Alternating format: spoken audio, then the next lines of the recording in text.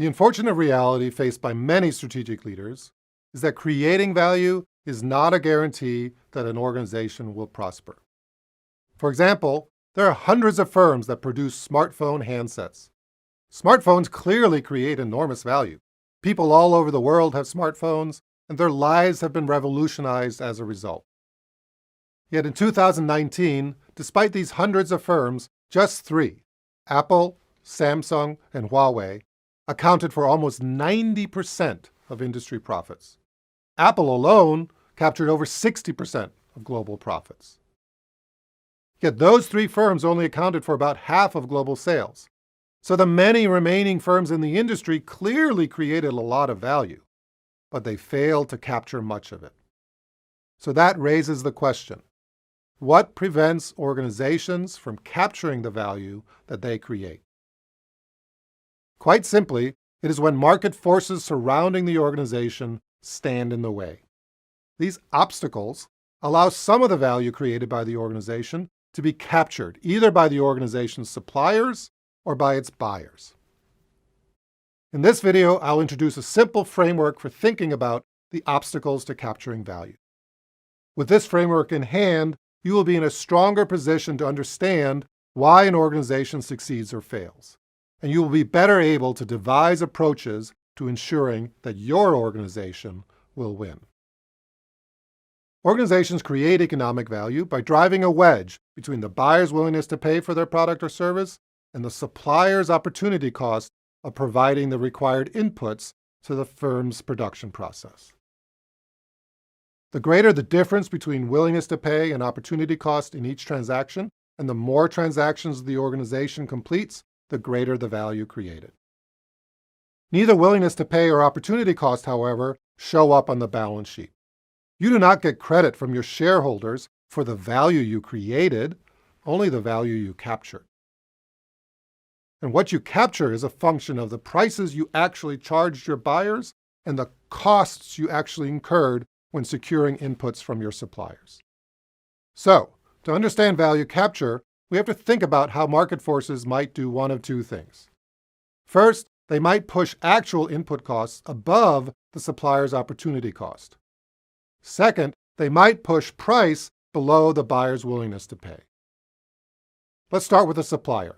How might a supplier be able to charge an organization more than its opportunity cost? In other words, when is a supplier able to charge you more than they would get from their next best alternative? The answer is simple: when they have bargaining power. Imagine what happens when you go into a room to negotiate with your supplier.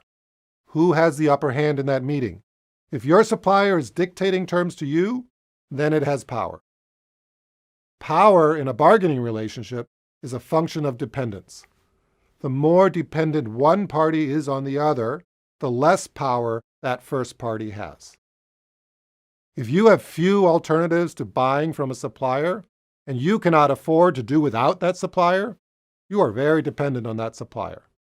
As a result, the supplier will tell you what you're going to pay, which will likely be above its opportunity cost. This, of course, is frustrating because it's a raw exercise of power. If market conditions were different, your costs would be the supplier's opportunity cost, and you would capture that value. Instead, the supplier captures some of the value that you created. Imagine, for example, a professional soccer team, one with a storied history but a poor record in recent years. To turn things around on the pitch and to profit from jersey sales and enthusiastic fans, you might want to hire the biggest stars, like Lionel Messi. But you need them more than they need you. It's not frustrating to have Lionel Messi on your team. It's thrilling and beautiful. But from an economic perspective, he is capturing some of the value that your organization creates. He is a star because you put together a great team around him, you hired a great coach, and you excel at marketing. Buyers can have bargaining power too, leading to the second obstacle to capturing value.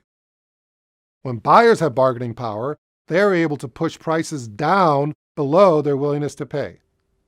The more power they have, the lower they can push prices, and the more of the value that you create, they will capture. Consider, for example, negotiating with Amazon. If you're a small or mid-sized manufacturer, Amazon is an amazingly powerful sales channel, but they do not really need you. As a result, they will dictate terms and capture some of the value that you create. The third obstacle to capturing value is rivalry, or competition from established firms that offer the same product or service. Like buyer power, this pushes prices below willingness to pay, but the mechanism is different. The existence of alternatives allows buyers to shop around.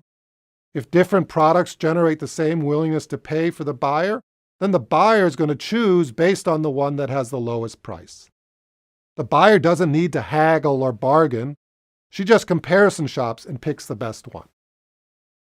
Therefore, if firms are not differentiated from each other, price competition will be intense, and buyers will capture some of the value created by the firm. One reason it's so difficult for most smartphone manufacturers to make a profit is because most of them manufacture Android smartphones. A lot of your day-to-day experience with a smartphone is determined by the operating system. Most phones are pretty similar in appearance, weight, battery life, screen size, etc. As a result, it's difficult for manufacturers of Android phones to create sustainable differences in willingness to pay. Consumers win from this price competition, but the manufacturers lose. The final obstacle to capturing value is the threat of entry into the market. The threat of entry is a question of the likelihood of future competition. Therefore, like rivalry, it pushes down on price relative to willingness to pay. People are more likely to try to enter a market to the extent that the existing firms in the market are highly profitable. If it's easy for them to enter and they think they will be able to profit by doing so, then the threat of entry is high. This limits the existing firm's ability to capture value in the long run, and may even lead it to decide to capture less value now in order to reduce the likelihood of entry. Again, these things are great for buyers because they lower prices, but they're not good for the profitability of the existing organizations in the market. We see this again in the smartphone industry.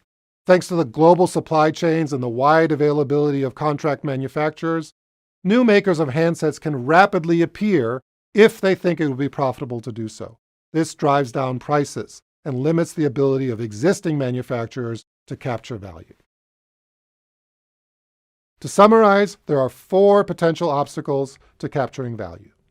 On the one hand, supplier power pushes actual input costs above the supplier's opportunity cost, allowing the supplier to capture some of the value created by the organization.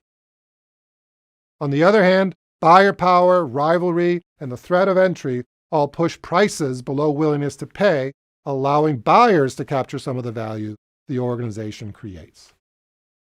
Understanding these 4 market forces is critical to securing the economic prosperity of an organization. If all 4 of these forces are strong, it will be difficult for an organization to prosper. And if they are all weak, it will be easy to capture the value created. Of course, for most organizations, reality is somewhere in between. The key issue is then to understand what the most important obstacles really are. Finally, while the obstacles to capturing value are real, they are not destiny. They can be changed through intentional, strategic action. Great strategic leaders diagnose the obstacles they face and then devise an approach to overcome them and deliver superior performance.